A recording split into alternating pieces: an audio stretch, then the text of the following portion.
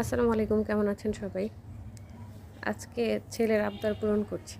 হাতের যত কাজ ছিল সবগুলো রেখে আর কি ছেলে বলতেছে যে, "আমাকে তো কোনো মাফলার বানায় দিলা না, কোনো কিছু বানায় দিলা না এই শীতে।" সেজন্য সবকিছু বাদ দিয়ে আগে মাফলারটা বানাচ্ছি। তো এর জন্য সুতা নিয়েছি মিল্ক কটন, হুক নিয়েছি 3.5 মিলিমিটার এবং কালার মিলিয়ে খুব সুন্দর একটা কেচি নিয়েছি। এই কেচিটা সম্পর্কে একটু বলি।